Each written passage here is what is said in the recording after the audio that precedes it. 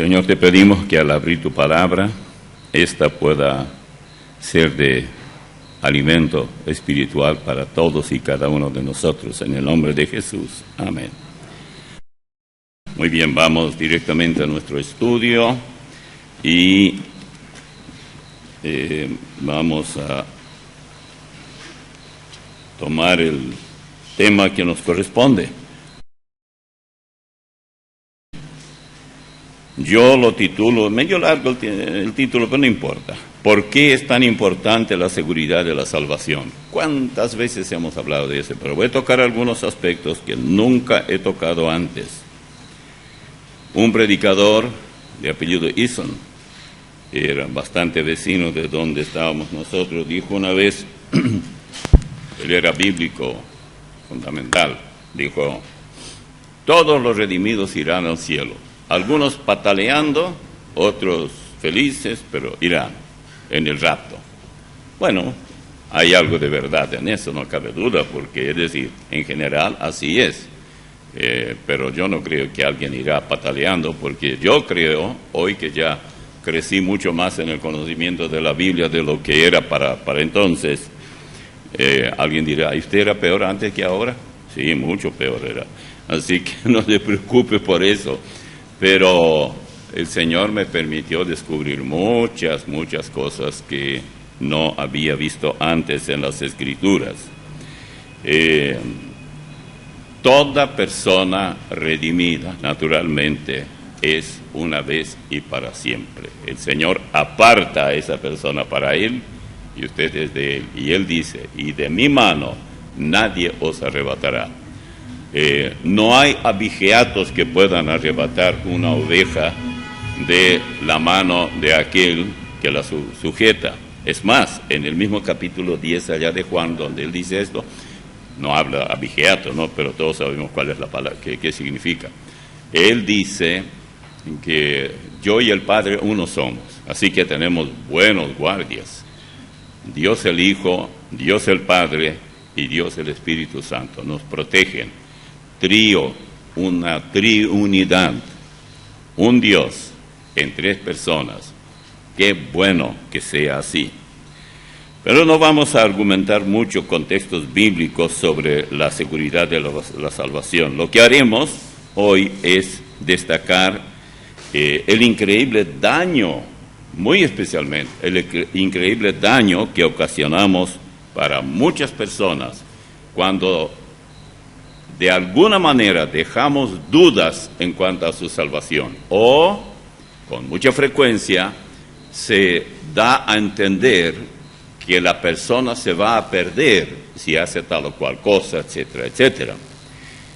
Más adelante vamos a hablar un poco sobre Utah, en Estados Unidos, donde está el Vaticano de los Mormones. Ellos enseñan naturalmente que una persona especialmente afectan en forma negativa a los jóvenes, y de tal manera que ese es el estado donde más suicidios de adolescentes y preadolescentes hay. Chicos de 9 años en adelante se suicidan, y eso vamos a ver por qué. Por eso la cuestión de si la salvación se pierde o no, no se trata solamente de una doctrina que uno dice es bíblica y se acabó, y otro dice no, mire, si usted, y aquí hay un texto, habla esto y lo otro. El daño que hacen los que predican una salvación condicional, y usted puede ser salvo hoy, mañana no, ni idea tienen de lo que están haciendo, y Dios les pedirá cuenta. Así que yo quisiera compartir todo esto con ustedes. Si nadie puede tener la seguridad de su salvación, ¿por qué no unimos para inspirarnos mutuamente en esa herejía? A veces nos unimos y estamos todos de acuerdo que nadie puede, hay mucho lugar aquí, hermano, hay mucho lugar aquí, pueden pasar. Nadie puede saber de cualquier manera, así que haga usted lo que quiere, pero de cualquier manera nadie puede saber si es o no es salvo. Y aunque los evangélicos, la mayoría, pretenden haberse, digamos, distanciado del romanismo, Cuando comenzamos a mirar de cerca, en realidad es exactamente lo mismo que la Iglesia romana enseña. Hay una pequeña diferencia. La Iglesia romana enseña que la persona se salva por gracia, pero la gracia que ellos dispensan. Si usted tiene una gracia que no es romana, esa gracia no le sirve, no se salva. Ellos tienen que dispensarle. Por eso, cuando ellos excomulgan a una persona, cuando la persona fue enseñada así, la persona se asusta mucho, porque ahora sí que estoy en desgracia, dirá. Porque los únicos autorizados que tienen derecho de autor, en lo que a gracia se refiere, son ellos. ¿Y qué cosa diferente hacemos nosotros cuando decimos, mira, no le decimos que nosotros dispensamos la gracia, pero le decimos, mira, si tú haces esto o aquello o lo otro, la gracia mediante la cual fuiste salvo de nada te sirve.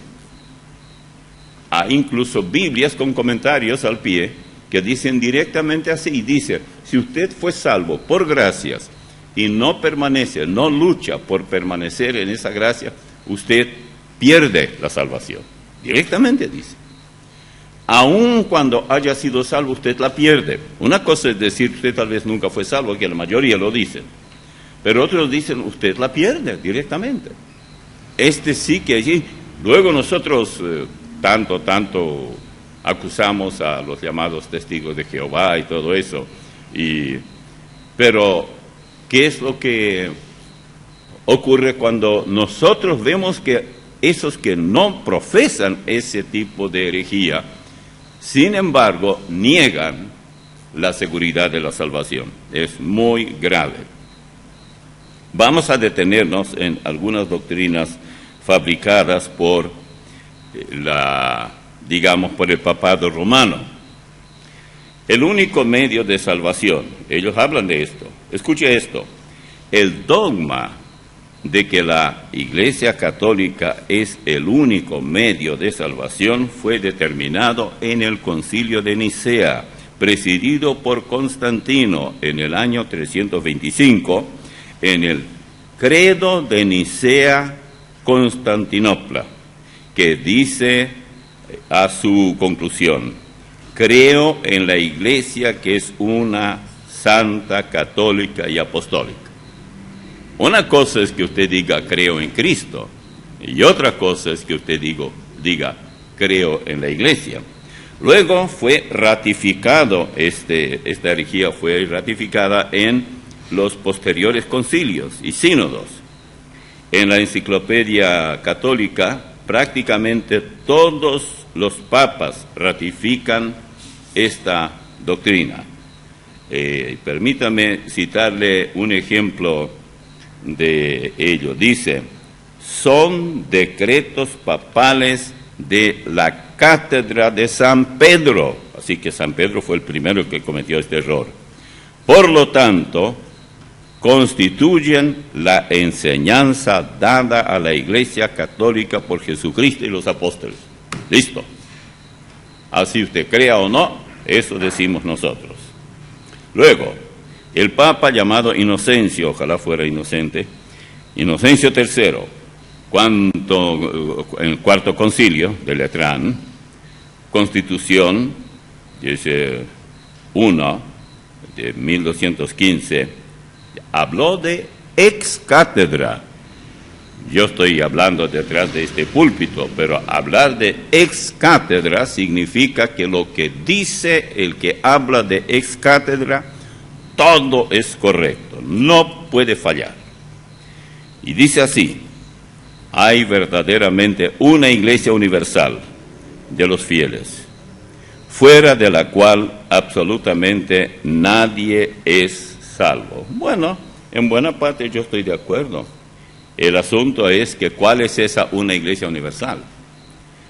Y la parte que sigue fuera de la cual no hay salvación es Cristo el que salva, no es la iglesia.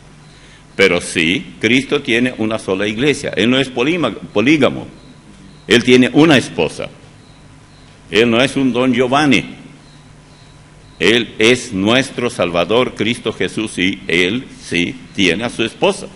Y la esposa de Él le es fiel.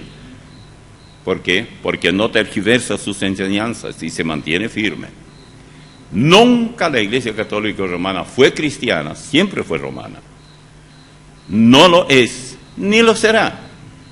Si usted busca estar con gente que tiene jerarquía y que habla de ex cátedra, ese es el lugar.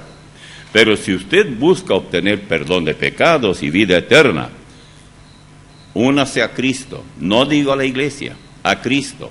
Él le hará parte de la Iglesia. Él le colocará en su iglesia donde a usted le corresponde.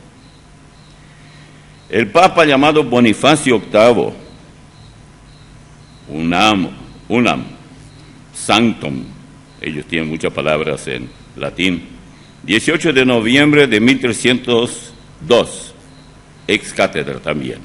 Por fe, animados, estamos obligados a creer y mantener la única Iglesia católica, y esa apostólica, y firmemente creemos y simplemente confesamos esta Iglesia, fuera de la cual no hay ninguna salvación ni remisión de pecado. Más adelante, además, declaramos, proclamamos, definimos que es absolutamente necesario para la salvación que toda criatura humana esté sujeta al pontífice de Roma. Ajá, here we go. Eso es lo que les gusta. ¿Acaso ellos no sabían lo que Pedro, claro que no, pero lo que Pedro dijo allá en Hechos 4, 11 y 12? Este Jesús, no el Papa, es la piedra reprobada por vosotros los edificadores, la cual ha venido a ser cabeza del ángulo, y en ningún otro hay salvación. Y no importa cuántas ex cátedras se hagan, en ningún otro, porque no hay otro nombre bajo el cielo dado a los hombres en que podamos ser salvos. Pero, y esto está en Hechos, capítulo 4, versículos 11 y 12. El Papa Clemente V, en el Concilio de Viena, decreto 30, años 1311 a 1312, ex cátedra, todos al máximo pedestal. Hay una sola Iglesia universal fuera de la cual no hay ninguna salvación. Más o menos así yo creo que hablaban, para que suenen bien, bueno, algo así. ¿Qué dice Jesús sobre eso? Es tan fácil de entender. Yo soy el camino, la verdad y la vida. Nadie viene al Padre sino por mí. Él es el camino y la verdad y la vida. No es por medio de ninguna iglesia. Cuando uno recibe a Cristo y usted le pregunta, ¿usted ya es salvo? Sí. ¿Usted recibió a Cristo? Sí. ¿En qué iglesia está? En tal o cual. Y esa iglesia, según su parecer, no es lo mejor. No lo juzgue directamente. Él se está alimentando y va donde hay alimento y existe comida chatarra. Ya saben eso. Eso quiere decir que usted va y come esos fritos por ahí, recoge en la calle o donde fuera, y está matándose así tan fácilmente solo para ir antes a Recoleta. Y allá bien acostadito, así le ponen en un cajón. Cuidado que si es largo y bien pucú y bastante insulado, pida un cajón más grande. Y ya, la persona puede ser salva, porque la salvación es individual, no es colectiva, no es por grupo, no es por tal o cual iglesia. La iglesia de Cristo, Él sabe quiénes son de Él, así que no tenga miedo. Si le excomulgan, tal vez le hacen un gran favor. Pero se da cuenta usted de las contradicciones entre las enseñanzas de la Biblia y la enseñanza de la única verdadera iglesia del mundo. Y usted sabe cuál es esa, ¿no? Otro, Eugenio IV, papito también. Concilio de Florencia, sesión 8, 22 de noviembre 1439, habla de ex cátedra. Todo el que desee salvarse, dice, debe, ante todo, guardar la fe católica, pues a menos que una persona guarde esta fe entera e inviolada, sin duda alguna se perderá para siempre. Bueno, si yo tengo que ir al lugar donde van ellos, yo prefiero perderme. Y para ellos me habré perdido, porque no me van a ver en ese lugar. Asimismo dice el Catecismo Católico, escuche bien, nosotros a veces no nos documentamos. En el parágrafo 846 dice, fuera de la Iglesia no hay salvación. El Santo Sínodo, basado en la Sagrada Escritura y en la tradición, enseña que esta Iglesia peregrina es necesaria para la salvación. Cristo, en efecto, es el único mediador y camino de salvación que se hace presente en su cuerpo, la Iglesia Católica Romana. Por ahí le dan un poquitito de ventaja al Señor, y ya aquí le dijeron que le dan permiso para ser el único mediador, como que el Señor les pide permiso para no ser excomulgado. Todo cuanto los concilios inventaron y cuanto tiene que ver con las tradiciones, siempre aparece como dogma. Y esto significa que usted no puede de ninguna manera subestimar eso. O sea, nosotros decimos, nosotros tenemos dogmas. Por ejemplo, decimos, es indiscutible la cuestión de la deidad de Cristo. Es indiscutible la resurrección de Cristo. No podemos negar esto. Es indiscutible que el Espíritu Santo es una persona. O sea, son dogmas. Usted no puede decir, bueno, usted lo cree así, yo lo creo. No, usted no puede. Lo que usted cree simplemente está equivocado, 100% mal. Uno puede estar equivocado en un, qué sé yo, 50%, pero toda la vida vivir equivocado es estar,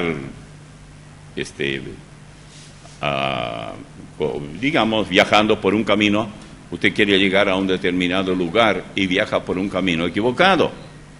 Y se le dice una y otra vez, pero usted no hace caso. Usted de todos modos sigue por allí. Vamos a hablar un poco sobre uno de los dichos de esta iglesia, la Inmaculada Concepción de María. Ahora, antes de la palabra mácula, de donde viene la palabra, es mancha. Y mancha, en este caso, tiene que ver con pecado. Entonces, es lo mismo que decir que María no tuvo pecado. Ahora, ustedes saben que hubo alguien que nació que no tuvo pecado, ¿no? Fue nuestro Señor. Pero para que eso fuese así, tenemos la información que Él fue engendrado no por un hombre, por José, sino por el Espíritu Santo. Ahora, habría que darle alguna vuelta, que María tampoco fue engendrada por su papá. Y, de ser así, el abuelo de ella, y el tatarabuelo, y el tatarabuelo, todos. ¿Cómo puede ser que de repente? Pero ellas tienen su explicación. En la Constitución Ineffabilis Deus del 8 de diciembre de 1854, bastante reciente, el Papa Pío IX pronunció y definió que la Santísima Virgen María en el primer instante de su concepción por singular privilegio, no sé cómo lo vieron ahí, y gracia concedidos por Dios en vista de los méritos de Jesucristo, el Salvador del linaje humano, fue preservada de toda mancha de pecado original. Es decir, lo que ellos explican es que de alguna manera había que inventar, son mentiras profundas. No es una mentira cualquiera. Había que inventar. Entonces dijeron, bueno, María fue engendrada como cualquier otra persona, pero como ella llegaría a ser la madre de Jesús, de alguna manera Dios actuó para que cualquier mancha de pecado, ni bien fue engendrada, desapareciera. ¡Opa! No pecado. ¿Se imagina usted? Y eso es lo que la gente cree. La gente de verdad cree eso, porque no tiene otra cosa que creer. Ahora vamos a hablar de otra doctrina que siempre me llama la atención, es el celibato. Me interesa porque es todo un milagro, un célibe que tiene tantos hijos, hasta el presidente nuestro.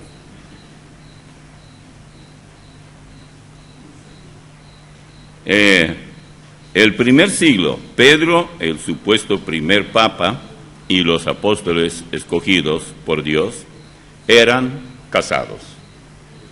Se sobreentiende, no da todos los... De Pedro sí se dice que la suegra estaba enferma y Jesús tuvo que ir a sanarla, allá en capítulo 8 de Mateo. Bueno, ¿cuántos hombres quieren tener suegra sin tener esposa? Tiene suegra porque se viene sola. Ellos se casan con la hija y de ahí en adelante no se escapan de la suegra. Pero, excepto el mexicano él es soltero, por si a alguien le interesa. Y también Julio, tenemos 2 solteros, muchachos jóvenes. En segundo y tercer siglo, la Iglesia determinó que una persona no puede ser casada y ser perfecta. Sin embargo, la mayoría de los sacerdotes eran casados en su época. En el año 306, el decreto número 43 del Concilio de Elvira, que es en España, dictaminó: el sacerdote que duerma con su esposa la noche antes de oficiar la misa será removido de su oficio. ¿Y cómo van a saber? Tienen que llevar un taladro, taladrar la puerta, hacer un agujero y mirar qué están haciendo ahí. Algo de ese tipo, pero yo no veo cómo. Claro que a nosotros no nos preocupa eso porque no somos célibes, yo no lo soy. Y la mayoría de los varones aquí tampoco, hasta donde yo entiendo. En el año 325, el Concilio de Nicea decretó que después de ser ordenado, un sacerdote no podía casarse. Bueno, tal vez lo que ellos hacen es una diferencia entre casarse y celibato. Es decir, no es necesario que sea célibe, pero es necesario que no tenga esposa. ¿Qué significa esto? Bueno, es un fornicario.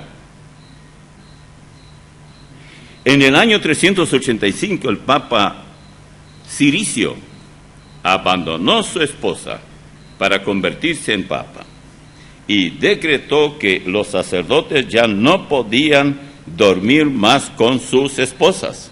Bueno, buscaban otras. ¿Qué problema es tan fácil?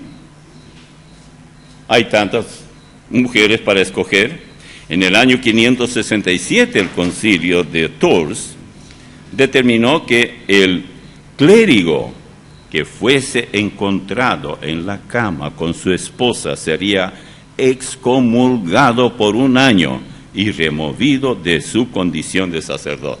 Así que no podía ejercer el sacerdocio. En el año 589, el Papa Pelagio II señaló que no se molestase a los sacerdotes casados, siempre y cuando no le entregaran la propiedad de la iglesia a la esposa o los hijos. Ahí está el meollo del asunto. Era la propiedad del sacerdote. Lo que la cúpula de la iglesia, esa pagana, quería evitar es que la propiedad del sacerdote no pase no la hereden los hijos y la esposa, sino que vaya directamente a la iglesia. Ellos tenían su manera de hacer. Ahora entendemos el por qué es el dinero y los bienes materiales. En el año 590, el Papa Gregorio el Grande afirmó que el deseo sexual en sí es intrínsecamente perverso. Y la forma como lo hacían, claro que lo es. En el Concilio de Trento, que tuviera lugar en 2 períodos, digamos, descontinuados, o sea, en el año 1545 y 1563, se decretó que el celibato y la virginidad eran superiores al matrimonio. ¿Saben qué dice Pablo cuando escribe allá a los Corintios capítulo 7? Yo no puse ese texto ahí en el bosquejo. No es bueno que el hombre, bueno, en Génesis ya dice, Dios dice, no es bueno que el hombre esté solo. Y allí es cuando él formó a Eva. Y luego Pablo dice a los corintios, mejor es casarse que estarse quemando. Y cualquier varón, mayormente joven, entiende muy bien de qué está hablando. La perversidad no tiene límites cuando se obliga, en una u otra forma, a los jóvenes a permanecer solteros, 18 años, 20 años, 25, 30 años, 35, ¿qué cree usted? ¿Son célibes? A mí ya no me mete usted en la cabeza, ya conozco bastante de eso. Pablo habló del celibato, que hoy conocemos. Escribió a Pablo a Timoteo y le dijo, pero el Espíritu, con mayúscula Espíritu, dice claramente que en los postreros tiempos algunos apostatarán de la fe, escuchando a espíritus engañadores y a doctrinas de demonios que prohibirán casarse. ¿De dónde viene esa doctrina? Díganme ustedes, según este texto. ¿Del cielo? ¿De Dios? ¿Del demonio? Es demoníaco, porque es para cultivar más y más el pecado. Vamos a hablar un poco sobre la virginidad perpetua de María. Ella ya está con el Señor. El llamado documento histórico más importante, que según Roma apoya la enseñanza de la virginidad perpetua de María, el protoevangelio, que significa falso evangelio, el protoevangelio de Santiago, el cual se dice fue escrito en el año 120 de nuestra era. Y de acuerdo con Johannes Quansten, erudito en historia de los padres de la iglesia, o sea, los que comenzaron a predicar el evangelio, el objetivo principal de este escrito es probar la virginidad perpetua de María antes y después del nacimiento de Cristo. Bueno, lo de antes nadie tiene problema para entender, porque ciertamente en la época cuando María llegó a ser madre de Jesús, cualquier doncella, la gran mayoría de las doncellas hebreas eran vírgenes. Ni siquiera se cuestionaba eso. Se sabía que así era. Ahora, el dogma de la Iglesia Católica determina que cuando nació Jesús pasó a través del seno de María como un rayo de sol, que pasa a través de un purísimo cristal, sin romper ni empañarlo. ¿Ve? Así también, o sea, ella por eso sigue siendo virgen, porque alguien una vez dijo, bueno, pero si ella tuvo aunque sea solo Jesús, no puede seguir siendo virgen. Aquí se explica. Para todo se inventa un engaño. Por ejemplo, usted lleva un vaso de vidrio y prende una linterna. ¿No traspasa la luz adentro? ¿Sí? Bueno, así pasó con Jesús. Él no nació, María no sufrió nada, María. Él no nació como otras personas, todos hemos nacido. ¿Por qué? Porque él simplemente era como un prisma, como un rayo de luz que desapareció y apareció ya nacido. Y María no sufrió nada. ¿Cuántas madres no quisieran esto? Lamentablemente es engaño desde A hasta Z. Este protoevangelio registra que su madre Ana, ellos le dieron nombre a la madre de María que no aparece en ningún lado. Así que cualquier Ana por aquí o Anita esté contenta, usted es la madre de María. Dedicó, dice, la niña a María al servicio del Señor en el templo, lo cual significaba una vida de virginidad perpetua. Sin embargo, a pesar de haber sido consagrada como Virgen del Señor, la ley requería que tuviera un protector que estaría obligado a respetar su voto de virginidad. Según este evangelio, comilla aquí, José, quien ya era viudo, dicen ellos, y tenía hijos, fue escogido para ser su esposo. O sea, la jerarquía hebrea. Viene Ana con el bebé, con María, que era bebé María, y dice, bueno, yo la quiero consagrar al Señor. Entonces los jerarcas hebreos dicen, bueno, así nomás no se puede, tiene que hacerse alguien, una especie de padrino. Y entonces nombran a alguien, y con el tiempo, cuando ese bebé, que era María, ya creció, hay que encontrarle ahora un esposo. Y aparece José, y José ya tiene hijos. Jacobo, José, Simón y Judas se llaman sus hijos. De ahí que María nunca tuvo otro hijo. Otro engaño, otra mentira. No hay tal enseñanza en la Biblia. Pero todo lo que se necesita para creer en todo esto merengue de mentiras, yo lo llamo, es desconocer la Biblia, ignorar las Escrituras. Es todo lo que se necesita. Usted sea un ignorante escrituralmente hablando y se va a tragar todo cuanto se dijo, con o sin ex cátedra, con o sin dogma, no interesa, aunque para ellos todo es dogma. Y luego dice el protoevangelio, y cuando llegó a la edad de 12 años, los sacerdotes se congregaron y dijeron, he aquí que María ha llegado a la edad de 12 años en el templo del Señor. ¿Qué medida tomaremos con ella para que no mancille el santuario? Y dijeron al gran sacerdote, tú que estás encargado del altar, entra y ruega por María, y hagamos lo que te revele el Señor.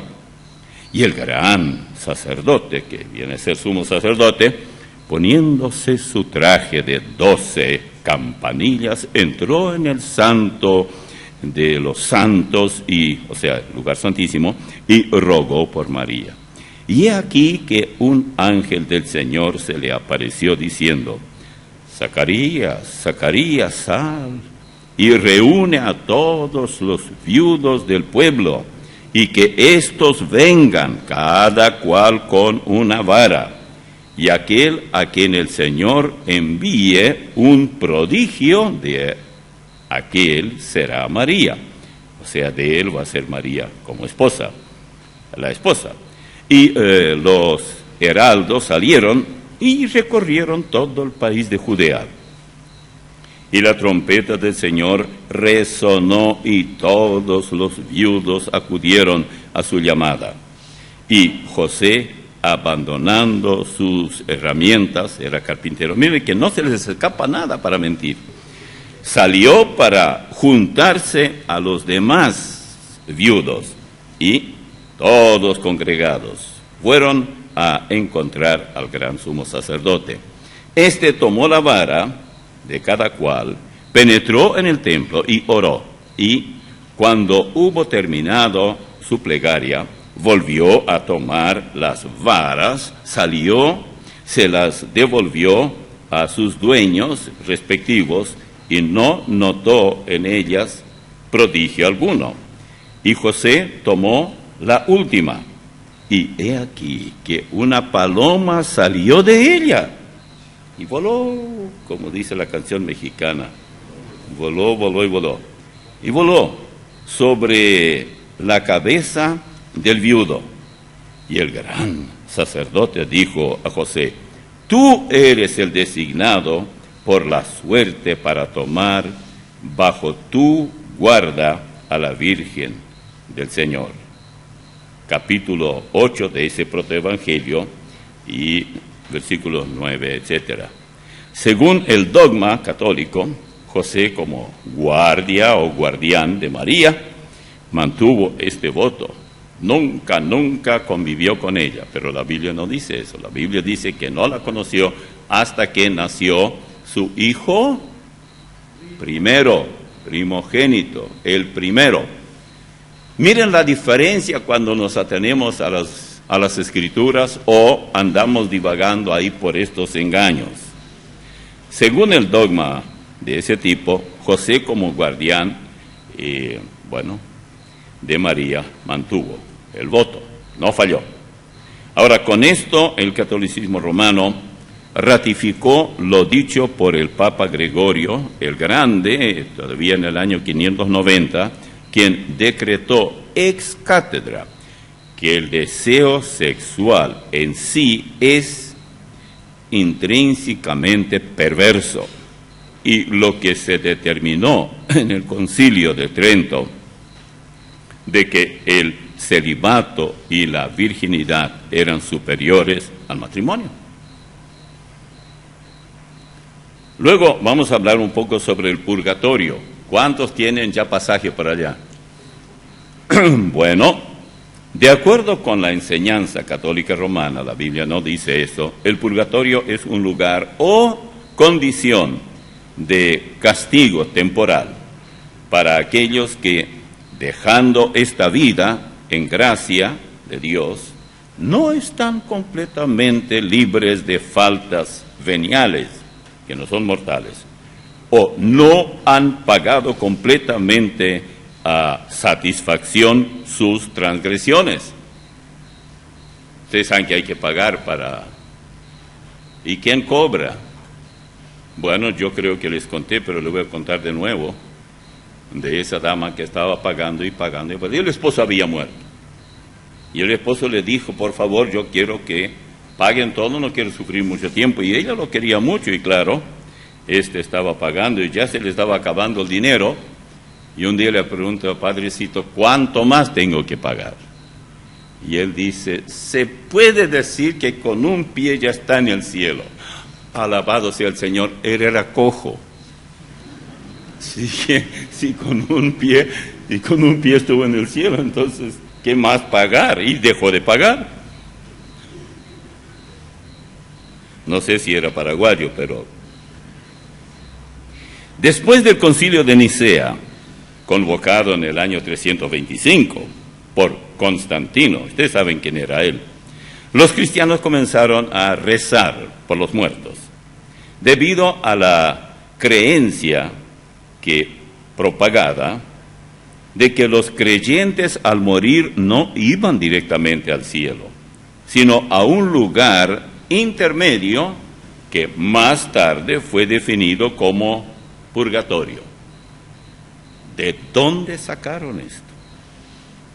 El purgatorio no fue inventado en el Concilio de Trento, que tuviera lugar en los años 1545 a 1563, pues ya estaba, ahora aquí ya estamos a la altura de la Reforma cristiana, sino que En ese concilio fue reconocido definitivamente como un dogma de fe de la Iglesia Católica Romana, la que decretó: la Iglesia Católica instituida por el Espíritu Santo ha enseñado en concilios y recientemente en este sínodo ecuménico de las Sagradas Escrituras y la antigua tradición de los padres, que existe un purgatorio y que las almas que están allí son ayudadas por los votos de los creyentes, pero principalmente por el aceptable sacrificio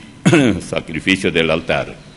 El Santo Sínodo impone a los obispos que con diligencia, esfuerzo, tengan en mente la doctrina de los padres en los concilios en relación al purgatorio, enseñando en todas partes y predicado sea sostenido y creído por los creyentes. Ahora, ¿quién fabricó el purgatorio? ¿Cuándo lo hicieron? ¿Qué dice la Biblia sobre esto? Allá en el capítulo 16 de Lucas, ustedes tienen la cita, solamente algunos versículos, 22 al 26, el Señor relata la muerte de un salvo y un perdido. El perdido va a un lugar y el salvo a otro lugar, porque los salvos van directamente a la presencia del Señor. Y los no salvos, naturalmente, van a un lugar de tormento. Y oiga lo que dice Jesús. Versículo 22 de Lucas 16. Aconteció que murió el mendigo y fue llevado por los ángeles al seno de Abraham. Y murió también el rico y fue sepultado. Si ustedes quieren cambiar las palabras, pueden decir, así que murió el salvo y fue llevado al mismo lugar donde está Abraham. Y murió también el perdido y su cuerpo fue sepultado. Y en el Hades alzó sus ojos estando en tormentos, y vio de lejos a Abraham y a Lázaro en su seno. Entonces él, dando voces, dijo: Padre Abraham, ten misericordia de mí, y envía a Lázaro para que moje la punta de su dedo en agua y refresque mi lengua, porque estoy atormentado en esta llama. Una y otra vez el dolor es horrible en el lugar a donde van los que mueren sin ser salvos. Pero Abraham le dijo: Hijo, acuérdate que recibiste tus bienes en tu vida, y Lázaro también males. Pero ahora éste es consolado aquí y tú atormentado. Además de todo esto, una gran cima está puesta entre nosotros y vosotros, de manera que los que quisieren pasar de aquí a vosotros no pueden, ni de allá pasar acá. ¿Y dónde están los que pagan para que no sufran el purgatorio? En primer lugar, nada de eso es bíblico. Lo que estoy leyendo lo saco de la Biblia. En Filipenses 1, 21 al 23 dice, Pablo dice, vamos a ver qué era para él la muerte. Porque para mí el vivir es Cristo y el morir es ganancia. Mas si el vivir en la carne resulta para mí en beneficio de la obra, no sé entonces qué escoger. Porque de ambas cosas estoy puesto en estrecho, teniendo deseos de partir e ir ¿a dónde? ¿Al purgatorio? Estar con Cristo, lo cual es muchísimo mejor. Si parafraseamos esto es lo que él dice. Para mí la vida es Cristo, y nadie más. Pero si vivir ahora así en el cuerpo como estoy es de algún beneficio, entonces no sé qué escoger. Si pudiera yo escoger la muerte, me gustaría.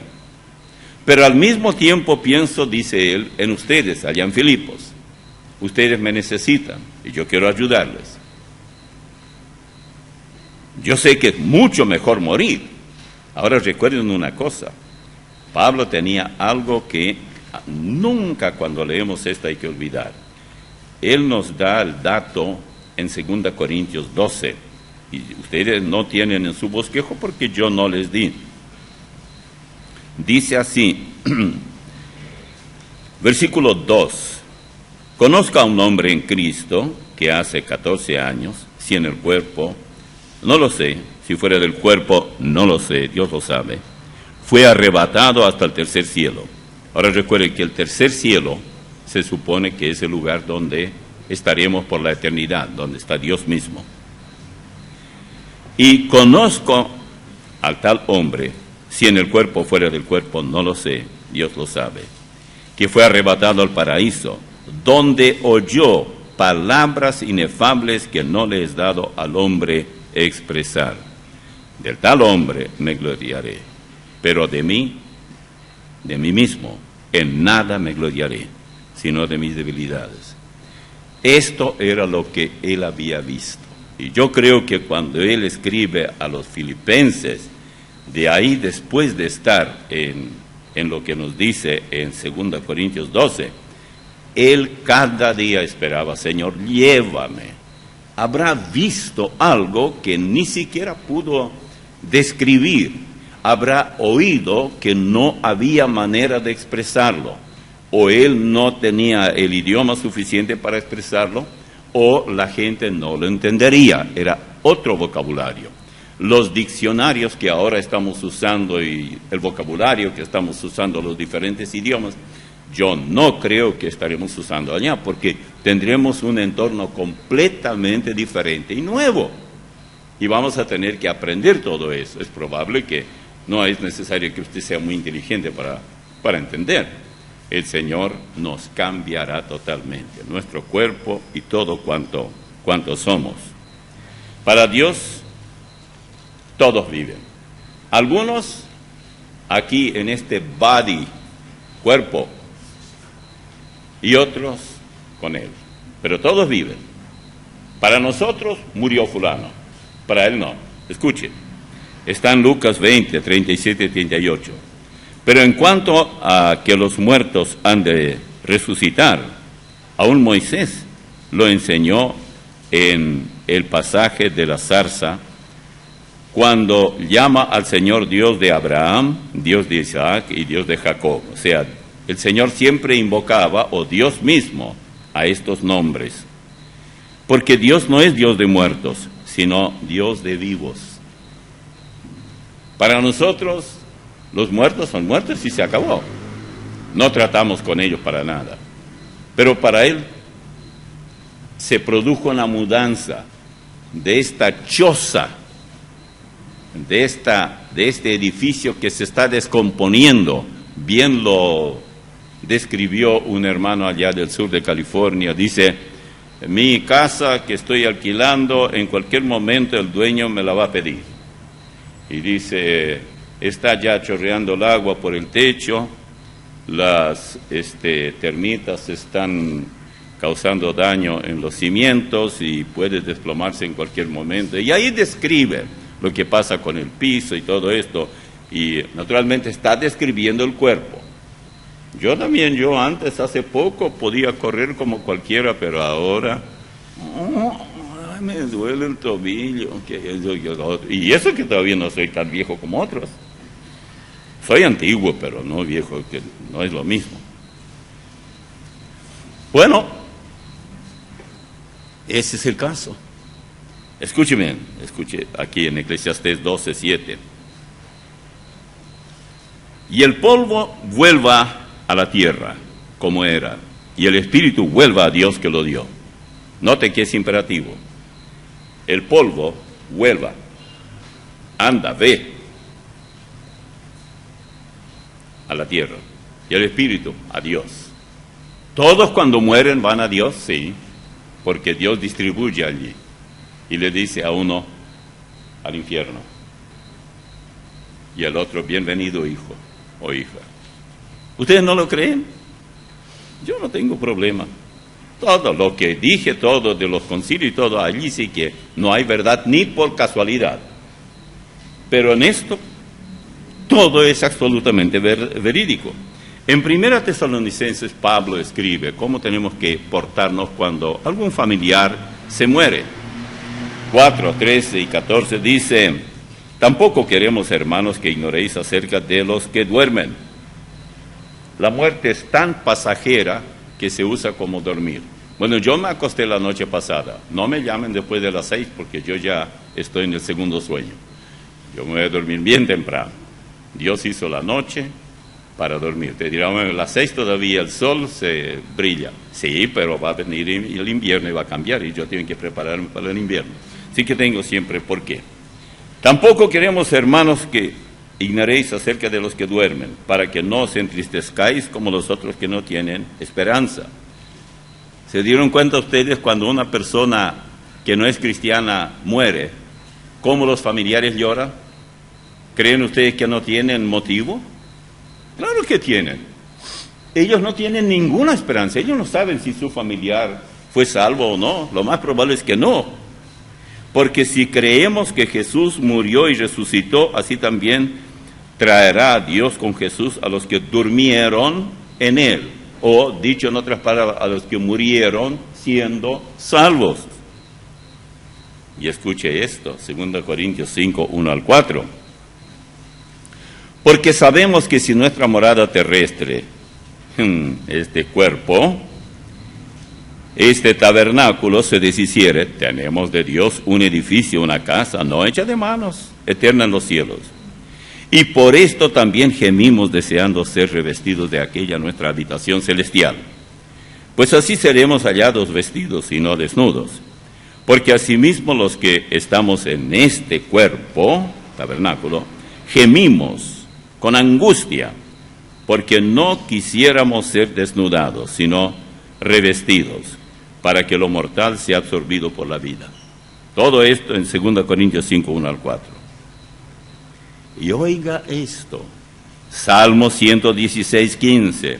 Estimada es a los ojos de Jehová la muerte de sus santos.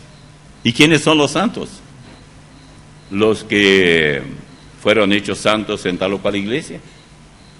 Toda persona salva es también santa. ¿Por qué? Porque el Señor separa para Él a aquellos que son santos, significa realmente separados para una labor especial. Y Él nos separó en ese momento. ¿Y cómo pareceremos cuando despertemos en la presencia del Señor? Vea Salmo 17, 15. En cuanto a mí, dice el salmista, veré tu rostro en justicia. Estaré satisfecho cuando despierte a tu semejanza. La imagen que perdimos en Adán nos será devuelta. Por eso cuando hablamos acerca de que ellos tuvieron que ser vestidos con hojas de higuera y todo esto, muy poco entendemos de esto. Y un día esperamos hablar sobre esto. En 1 Juan 3, 2 dice, amados, ahora somos hijos de Dios y aún no se ha manifestado lo que hemos de ser, pero sabemos que cuando Él se manifieste, seremos semejantes a Él porque le veremos tal como Él es. 1 Juan capítulo 3, versículo 2. La Biblia no menciona siquiera una vez un tal purgatorio, no. Pero habla mucho de la vida y la apariencia que nos va a distinguir más allá de este cuerpo. Ahora, hay que ver que el sistema que ahora vemos del sacerdocio que nosotros conocemos, supone ser sacerdocio, fue copiado realmente del sacerdocio pagano. Por ejemplo, la vestimenta costosa y altamente decorada que usan, en este caso los papas, demuestran que el oficio del papa es de origen totalmente pagano. Pues estas vestiduras son copias de la que lucían los sacerdotes babilónicos que eran paganos. La Iglesia, llamada católica apostólica, define así la tiara que usan los papas. Escuche bien, porque es bien interesante. La tiara papal o triregnum está formada por 3 coronas, las que simbolizan el triple poder del Papa, como Padre de Reyes, Gobernador del mundo y Vicario de Cristo. Lord de siervos, ¿no? Esto es lo que dice. Y aunque decorada, dice en forma diferente, es idéntica en su forma a la que usaban los dioses, entre comillas, y los sacerdotes paganos de Babilonia. La mitra que usan o usara Aarón y los sumos sacerdotes en su época, judíos, era completamente diferente a esta puesta que era un turbante. El falso salvador de Babilonia era representado en varias formas y símbolos. Una de esas formas misteriosas era la de un pez. Aquí ya entramos en ese pez que ustedes ven en el auto. Nimrod, el fundador de Babilonia, era conocido como Oanes o como Dagón. Dag significa pez, de ahí el dios pez. Tal vez recordará lo odioso que fue a los ojos del Señor este culto pagano de Dagón, originado en Babilonia. Algunos dicen que el pez, que ahora se usa en algunos autos, identifica que el que lo maneja es cristiano. No sé de dónde salió eso. Dicen que los cristianos ponían esto cuando había persecución. En las esculturas babilónicas, la cabeza del pez formaba una mitra sobre la cabeza del hombre, mientras que sus faldas, digamos, caladas, en forma de manto, dejaban al descubierto sus manos y sus pies. Uno no puede menos que preguntarse hasta dónde llegamos con todo esto. Ahora vamos a revisar brevemente, todavía hay bastante tiempo, los daños que cometen quienes predican la inseguridad de la salvación, porque la mayor parte tiene que ver con este asunto de seguridad o no de la salvación. Al negar la seguridad de la salvación, contradecimos en primer lugar al Señor, o sea, le hacemos a Él mentiroso. Quien más habló sobre este tema fue nuestro Señor en cuanto a la seguridad de la salvación. Por ejemplo, Juan 3, 35 al 36 dice: el Padre ama al Hijo y todas las cosas ha entregado en su mano. El que cree en el Hijo tiene vida eterna, pero el que rehúsa creer en el Hijo no verá la vida, sino que la ira de Dios está sobre él. Cree en el Hijo, tiene vida eterna. Luego en Juan 5:24, tan conocido el texto: de cierto os digo, el que oye mi palabra y cree al que me envió, tiene vida eterna. Tiene vida eterna. Y no vendrá a condenación. La condenación está en el futuro. Mas ha pasado de muerte a vida. ¿Cuándo? Cuando creyó. ¿En quién? En Cristo. Y luego pasamos a Juan 6, 28, 29 y 47. Y esto es lo que dice: entonces le dijeron: ¿qué debemos hacer para poner en práctica las obras de Dios? Noten plural, las obras de Dios. Respondió Jesús y les dijo: esta es la obra de Dios, que creáis en el que Él ha enviado. No hay tal, una sola obra: creer en el que Él ha enviado, que es Cristo. De cierto os digo, el que cree en mí tiene vida eterna. Versículo 47. Juan 10, 9, la primera parte del 9, y luego 27 al 30, fíjense. Yo soy la puerta, Cristo dice, metafóricamente hablando. El que por mí entrare será salvo. Y luego, 27, mis ovejas oyen mi voz, y yo las conozco, y me siguen, y yo les doy vida eterna, y no perecerán jamás, ni nadie las arrebatará de mi mano. 29. Mi Padre que me las dio es mayor que todos, y nadie las puede arrebatar de la mano de mi Padre. 30. Yo y el Padre uno somos. Y oigamos ahora lo que Pablo dice en el capítulo 4 de Romanos. Este texto es muy importante. Por algo dicen que la epístola a los romanos es la reina de las epístolas. ¿Qué pues diremos? Versículo 1. Que halló Abraham nuestro padre según la carne. Porque si Abraham fue justificado por las obras, tiene de qué gloriarse, pero no para con Dios. Porque ¿qué dice la Escritura? Creyó Abraham a Dios y le fue contado por justicia. Pero al que obra no se le cuenta el salario como gracia, sino como deuda.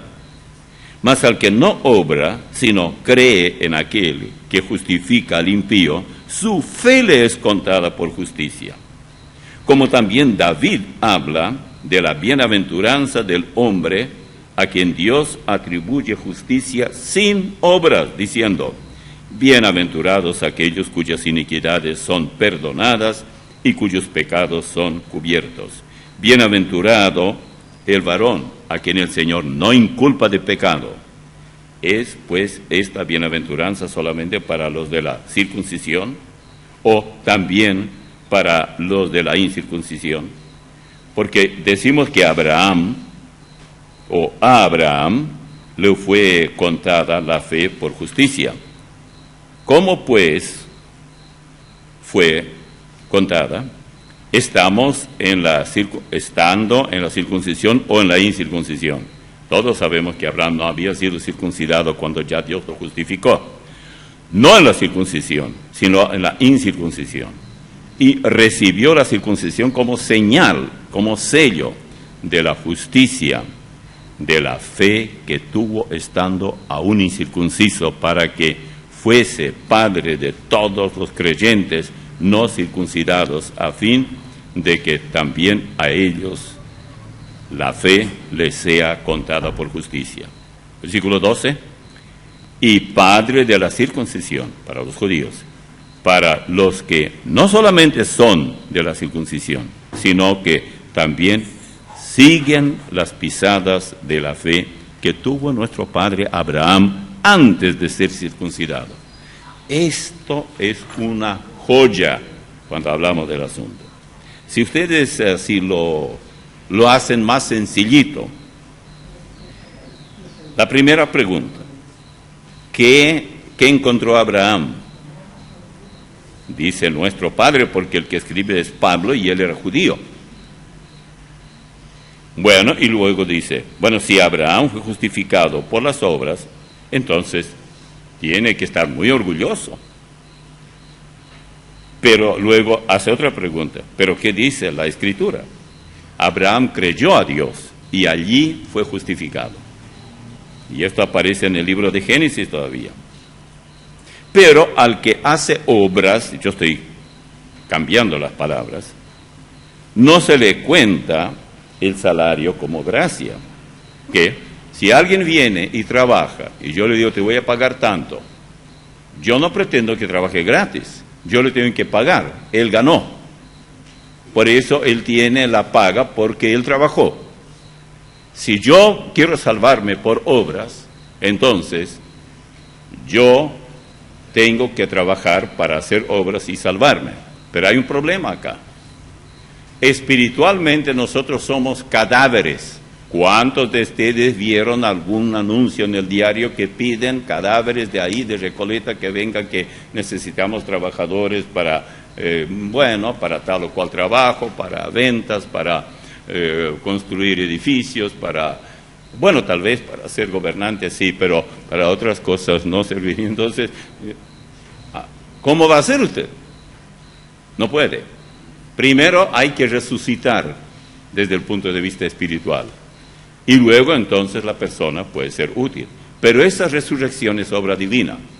Imaginen, Jesús fue en el capítulo 11, ahí está en Juan, a Betania. Y ahí estaba el cuerpo de Lázaro. Estaba metido ahí en una roca, había un lugar y hay una piedra que lo ocultaba. Y entonces, ahí estaba el cuerpo. Oh, Marta lloraba porque tanto, ella que tanto quería que Jesús hubiera venido antes, y Jesús dijo, sabes que yo a propósito no vine antes, porque quería que todos ustedes supieran que Él está muerto y que yo vencí la muerte. ¿De veras? Y Jesús dice, Lázaro, ven fuera. Alguien se asustó por ahí, alguien dijo que Él tuvo que decir Lázaro, porque si no hubiera dicho Lázaro, todos los muertos de todo el mundo se habrían levantado. Tan poderoso era Él. Lázaro se levantó.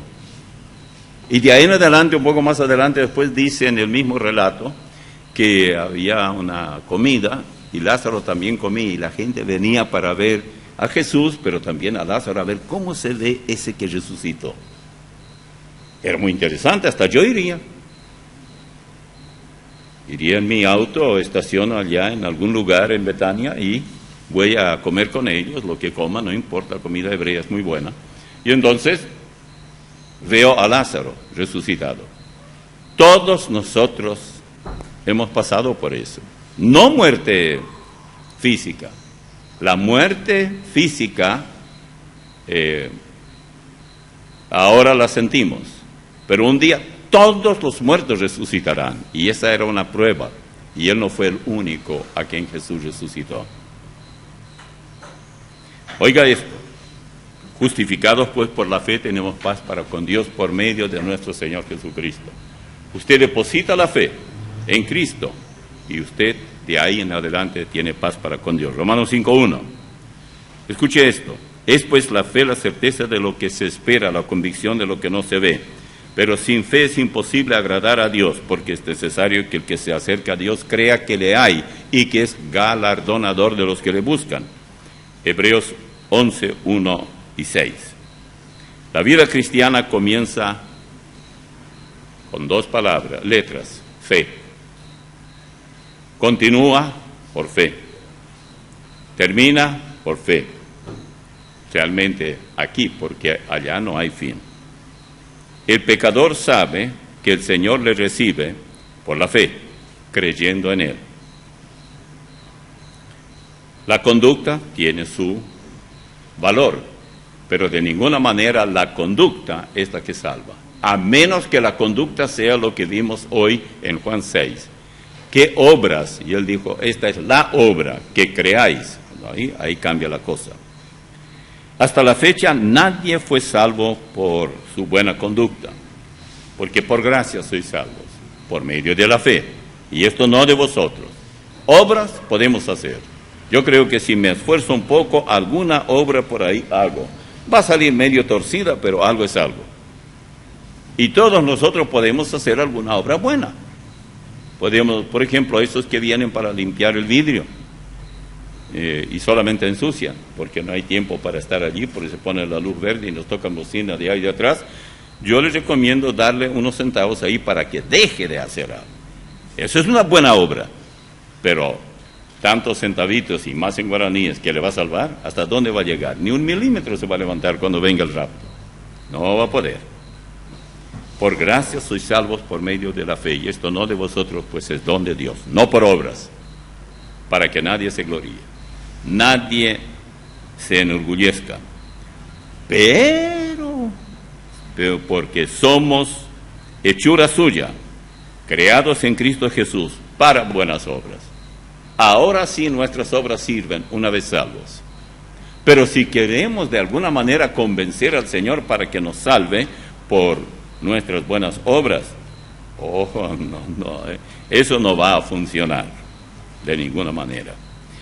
Bueno, hay mucho más, pero yo no quiero cansarlos a ustedes, porque ustedes dirán, no, si aquí es tan largo todo el asunto, yo no vengo más. Bueno, si no viene y es demasiado largo, ¿qué quiere que haga? Que yo ni sé dónde usted vive. A ver, ¿por qué no le hacemos una pregunta a San Pedro sobre el mismo tema? Es decir, cómo logramos ser salvos y si esta salvación la podemos perder. Hechos 2, 36 a 41, una gran multitud, escuchan a Pedro, y Pedro le da con todo. Sepa pues ciertísimamente toda la casa de Israel que a este Jesús a quien vosotros crucificasteis, Dios le ha hecho Señor y Cristo. Al oír esto se compungieron de corazón y dijeron a Pedro y a los otros apóstoles: varones hermanos, ¿qué haremos? Es como decir, ¿hay alguna esperanza para nosotros? Pedro les dijo, versículo 38, arrepentíos y bautícese cada uno de vosotros en el nombre de Jesucristo para perdón de los pecados y recibiréis el don del Espíritu Santo. Porque para vosotros es la promesa y para vuestros hijos y para todos los que estén lejos, para cuantos el Señor nuestro Dios llamare. Y con otras muchas palabras testificaba y les exhortaba diciendo: sed salvos de esta perversa generación. Así que los que recibieron su palabra fueron bautizados, y se añadieron aquel día como 3,000 personas. La gente estaba todavía viviendo ese problema que se había ocurrido allá en Jerusalén cuando ellos crucificaron al Señor. Pedro predicó un sermón largo, yo solamente leí la última parte, y ellos entonces quedaron muy entristecidos y decían: bueno, ¿qué esperanza hay para nosotros? ¿Qué hacemos? ¿Qué podemos hacer? Bueno, él dijo: arrepiéntanse. Y ellos tenían que recibir a Jesucristo, y como prueba de su verdadero arrepentimiento, no para que ellos lleguen a ser salvos, ellos debían bautizarse, y eso era público, públicamente. Él quería que la gente sepa quiénes realmente se arrepienten. Hay algunos que dicen: yo soy cristiano, pero en secreto. ¿Qué quiere decir eso? Yo amo a Cristo, pero tengo vergüenza de Él. ¿Es ese el caso? Es como si una dama dice: yo amo a ese joven, pero me da vergüenza andar con él. No, dice el hermano, porque es sucio. No, porque igual eso se puede bañar, no hay problema. Pero es un hecho que hay muchos que se avergüenzan, y Jesús dijo: el que se avergonzare de mí y de mis palabras delante de esta generación pecadora, yo me avergonzaré del tal delante de mi Padre Celestial. Por tanto, ceñid los lomos de vuestro entendimiento. 1 Pedro 1, 13 al 16. Sed sobrios y esperad por completo en la gracia que se os traerá cuando Jesucristo sea manifestado. Como hijos obedientes, no os conforméis a los deseos que antes teníais estando en vuestra ignorancia, sino como aquel que os llamó es santo, sed también vosotros santos en toda vuestra manera de vivir. Porque escrito está: sed santos porque yo soy santo. No sé cuántos de los que están aquí saben lo que es, qué quiere decir santo, pero un santo es un cristiano. O sea, todo cristiano verdadero es santo, debe ser santo.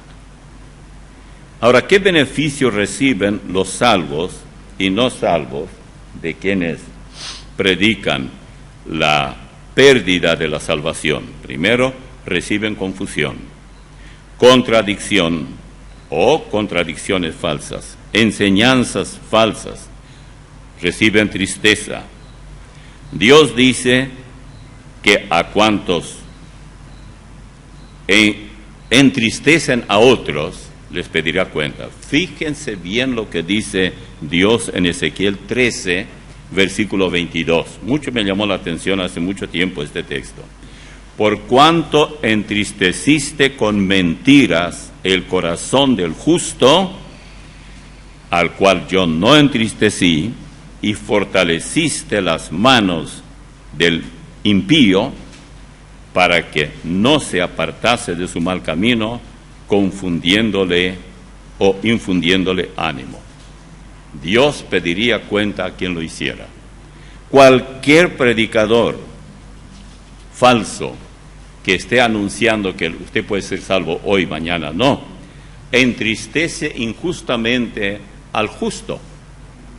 Toda persona salva ha sido justificada y hay que animarlos y no desanimarlos. Dios te ha perdonado, Dios te ha justificado. Fíjense, a veces hay personas que dicen, bueno, yo cometí tal o cual pecado, y hay muchos que no quieren hablar con nadie de sus pecados. Yo no digo que tengan que hablar, pero hay personas que necesitan hablar con alguien. Hablan con el Señor, quieren que alguien los entienda, quieren que alguien los también lleve a la presencia del Señor en sus oraciones, pero ¿cómo confiar en un hermano? O entre hermanas, una hermana confiando en otra hermana y cree que ha cometido un muy grave pecado. ¿Puede hacerlo?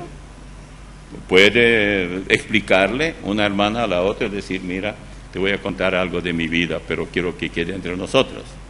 Una vez escuché por la radio a un locutor, él no era cristiano, aunque él en su época cantaba en el coro y todas esas cosas, y él dijo algo que me enseñó bastante. Dijo, si alguien te va a decir un secreto y tú no estás seguro si no lo vas a decir a nadie, dile, no me lo digas. Si te dice y tú no prometiste no divulgarlo, tú quedas libre. Si quieres compartir con alguien, puedes hacerlo. Pero si tú te comprometes que serás una tumba en cuanto a esto, nadie lo sabrá, dímelo con toda confianza. Hay mucha necesidad de esta clase de gente, de completa confianza, pero ¿cómo puede la persona saber que este tal o cual hermano merece mi confianza? ¿Puede? Usted dirá, bueno, un pastor tiene que ser un hombre de confianza. En inglés diríamos, up to some degree, hasta cierto grado, sí, pero hay demasiado lengua suelta, porque después de todo, un pastor también es solamente un hombre.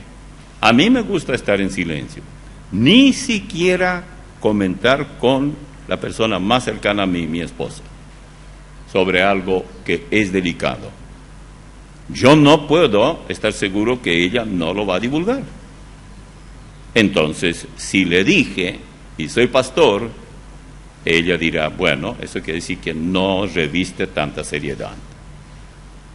Así que hagamos de todo esto una lección para nosotros. Este tema vamos a seguir el domingo próximo, si Dios quiere. Padre amado, te damos gracias. Hay mucho de qué hablar. Preciosa es tu palabra. Las oportunidades que nos dan son únicas. Podemos alcanzar a mucha gente, quién sabe hasta dónde, pero allí están. Y ellos también se nutren de tu palabra. Ayúdanos a no desmayar, a seguir proclamando la pureza de la sana doctrina. Y un día, junto con tantos otros de nuestros hermanos, qué sé yo desde dónde, de África, de Asia, de Europa, la parte oriental y occidental y de toda América, nos encontraremos repentinamente en tu presencia. El número es tal que no es posible contarlo, según tu palabra. Ayúdanos a entender que tenemos por delante algo maravilloso y vivir sirviéndote de corazón. En el nombre de Jesús. Amén.